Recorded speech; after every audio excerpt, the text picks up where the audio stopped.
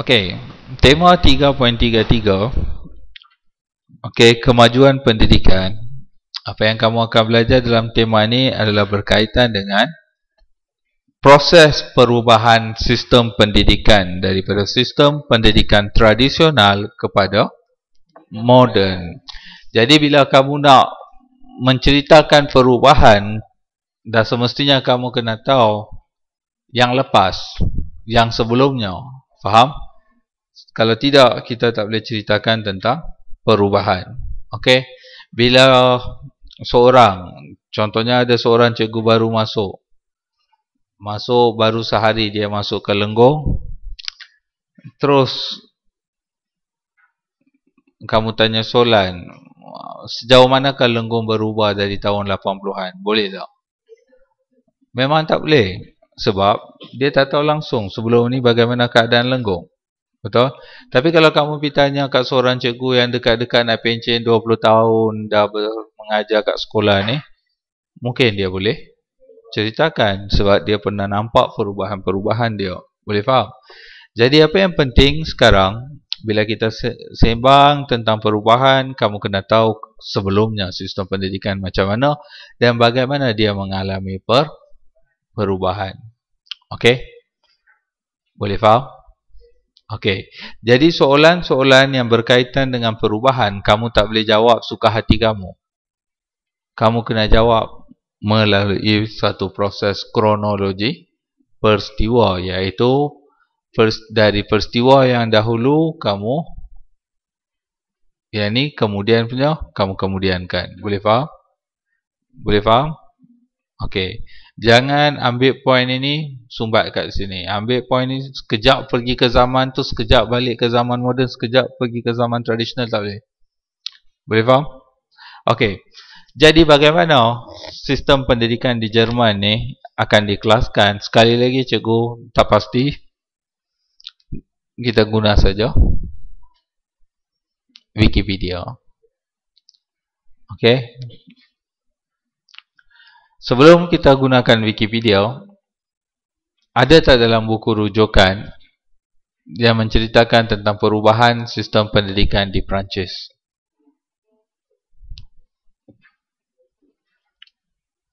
Okey. Sejarah pendidikan di Perancis. Okey, kita lihat sedikit pengenalan. Pengenalan dia mengatakan, the education system in France, iaitu sistem pendidikan di Perancis, boleh kita jejaki dari zaman Empire Rome lagi. Okey. Di mana sekolah-sekolah telah mula beroperasi berterusan, maksudnya dia tak pernah berhenti ya, sistem persekolahan itu. Dari sejak seawal zaman Empire Rome sehinggalah kepada zaman pertengahan di setengah-setengah bandar di bahagian selatan Perancis. Okey. Iaitu sedikit pengenalan. Jadi pengenalan dia mengatakan bahawa sistem ataupun sistem pendidikan bagi negara France dia sudah bermula sejak zaman Empire Rome. Sebab Empire Rome ni meliputi satu kawasan yang luas termasuk negara Perancis waktu tu. Okey, kalau kamu pernah membaca sejarah, sejarah tingkatan 4, kamu dah tahu hampir ke semua Eropah pernah dikuasai oleh Yunani dan Rome. Okey. Seterusnya, Gaul and Roman Empire. Gaul maksudnya France. Hari ini kita kenalinya sebagai France. Okey. Prior to the establishment of the Roman Empire, okay, iaitu berikutan dengan tertubuhnya Empire Rome, sistem pendidikan di negara France, okay,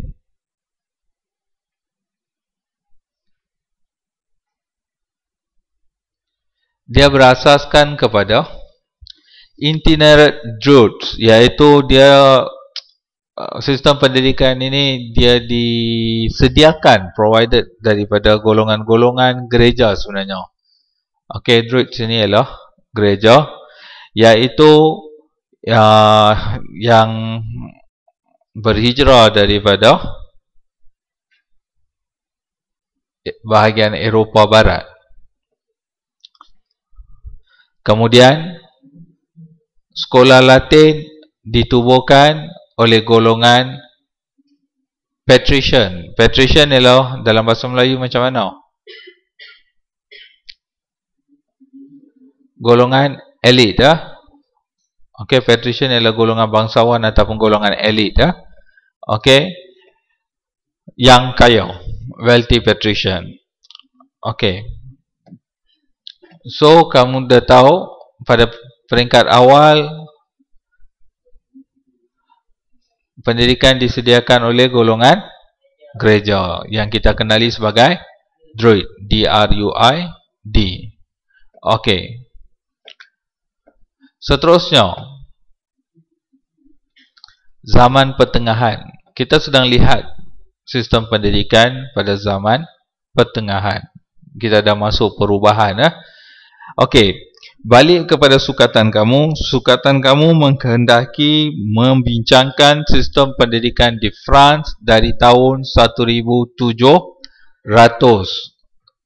Abad ke-18 maksudnya 1700. Dan abad ke-19 tahunnya 1800.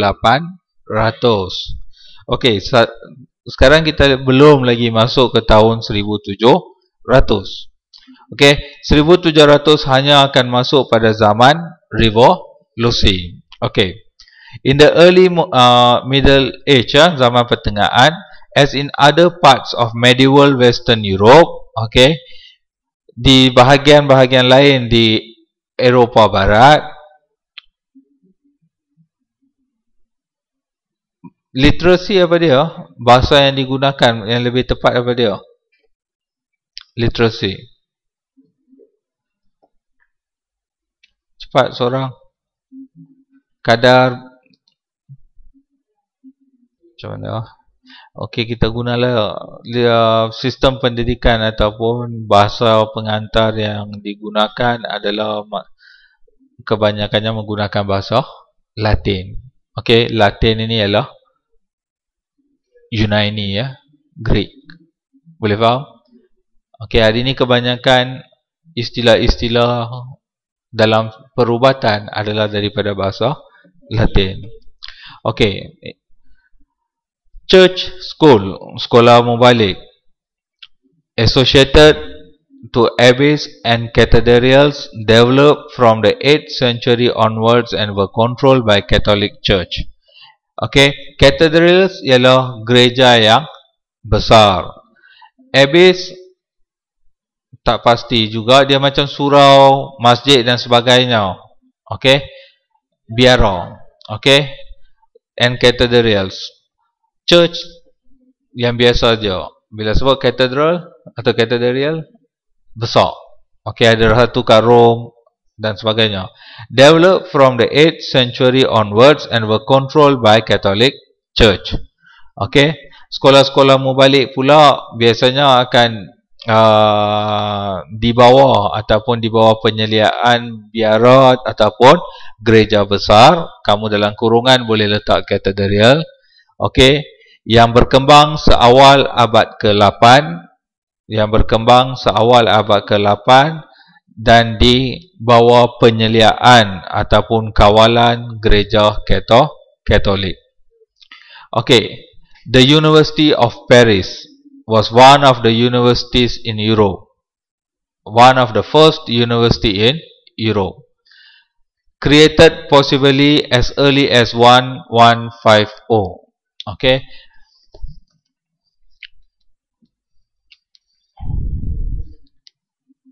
Okay.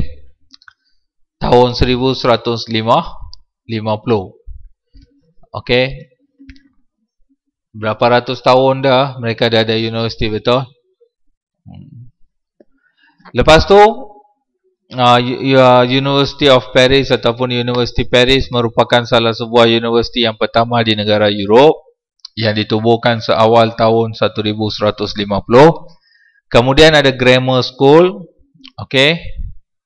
Grammar ialah nahu atau tata bahasa, often situated in cathedral, yang biasanya berada ataupun diajar di gereja besar, yang akan mengajar bahasa Latin, Latin language dan law,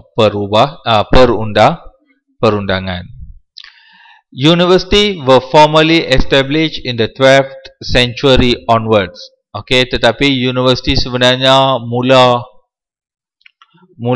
tertubuh ataupun mula ditubuhkan mulai tahun 1100 ataupun selepas abad ke-12. Okey, including university di Paris. Okey, kat sini di cafe di Lenggong semua ada di sinilah. DD tu biasanya melibatkan bahasa France. Okey, tapi kat sini apa? Semua kedai makanan dia suka guna D, betul. D gerai, D kedai runcit. Dia kalau tak guna D tu dia tak jadi glamour sangat. D cafe. Kamu pun esok buat kedai burger, D burger. Buatlah. Lepas tu university di Toulouse, University of Toulouse lah, D maksudnya of Toulouse. 1229 University of Orleans. Catatlah 2-3 cukup. Okey, cukup sekadar untuk yang ni. Tapi kamu fikir, kamu imagine zaman mereka 1200 mereka sudah ada university. Apakah sedang berlaku di tanah Melayu waktu tu? Parameswara pun belum buka Melaka. Melaka dibuka tahun 1400. Okey, ini tahun 11. Okey, ini semua adalah antara universiti. Yang lain kamu tak dapat tulisan dia, tak dapat ejaan dia. Ada Wikipedia dan cikgu rasa Lenggong tidak ketinggalan dari segi perkembangan internet. Kamu boleh surf sendiri. Selepas tu kita masuk. Okey. Early modern period, iaitu zaman moden awal. Okey, ataupun zaman betul lah, zaman moden awal. In the early modern period, college were established by various Catholic orders. Okey.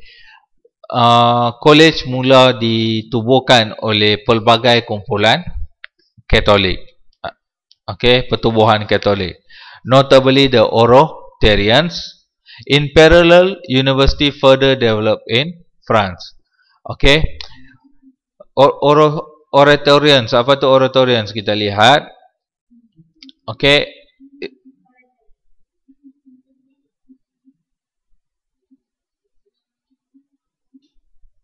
Okay, mereka adalah satu kumpulan masyarakat Katolik yang hidup bersama dalam satu komuniti yang berjanji untuk membuat kebajikan. Itu golongan Oratorians. Kamu boleh gunakan istilah Oratorians tersebut. Okey. Okey. In parallel, iaitu seiring dengan universiti. Maksudnya universiti sedang berkembang. Waktu tu juga college-college pun mula banyak ditubuhkan, tetapi perkembangan atau kemajuan universiti adalah lebih cepat ke, lebih banyak ke, lebih menonjol berbanding dengan college. Okey, sampailah ke zaman moden. Tapi setakat yang kamu buat boleh tulis dalam pengenalan sahaja. Sebab kita belum masuk kepada isi di bahagian tahun 1700. Bila sebut tahun 1700, ialah perkembangan yang mula berlaku akibat daripada Revolusi France yang bermula tahun 1789. So far ada sebarang soalan? Ada sebarang soalan? Okey, seterusnya, during the French Revolution, kita masuk ke zaman revolusi. Okey, tahap yang ketiga. Sekarang tahap berapa yang dah habis? Kamu lihat yang pertama, okey, kamu pecahkan sebelum abad ke-18. Okey, abad ke-18 ada Empire Rome, zaman pertengahan dan juga zaman moden awal, iaitu sebelum abad ke-18. Di sini abad ke-18, betul. Sekarang ni kita masuk ke abad ke-18, iaitu revolusi. During the French Revolution, iaitu ketika berlakunya revolusi Perancis, the ancient regime university were closed. Ini nama universiti lah, ancient regime university, telah ditutup. Okey, iaitu bahasa, kalau tak reti sebut susah sangat, kamu kena sebut dalam bahasa France. Was the aristocratic social and political system established in France from okay, universiti yang dibuat oleh golongan-golongan aristokrat close. Untuk golongan tersebut telah ditutup. Church controlled faculties were dismissed and the French education system was fully reorganized.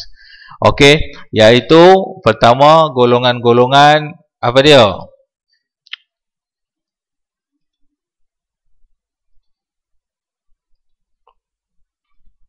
Golongan aristokrat, okey, yang mempunyai kedudukan sosial dan politik yang tinggi. Universiti yang telah didirikan untuk golongan tersebut telah ditutup. Dia sebab itu dia guna perkataan regime. Kemudian apa yang dia buat lagi? Kawalan gereja terhadap fakulti atau jabatan-jabatan ataupun universiti ataupun kolej juga telah dilucutkan. And the French education system was fully reorganized, dan sistem pendidikan di France telah dirombak sepenuhnya ketika revolusi Perancis. Boleh faham? Jadi habis semua, yang lama segala-galanya mendapat yang ni. Okey. Condorcet. Apa tu Condorcet?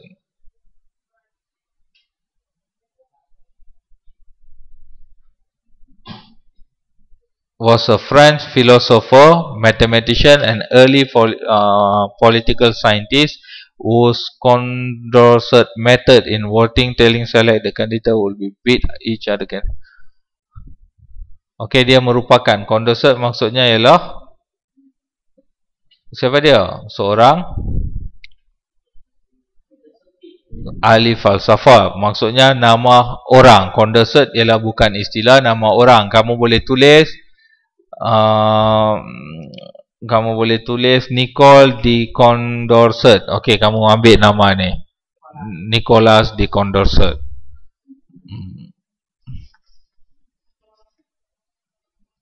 Okey, ni nama orang. Okey, individu ini ataupun kita panggilnya sebagai Condorcet, okey, telah merangka, drew up satu plan pendidikan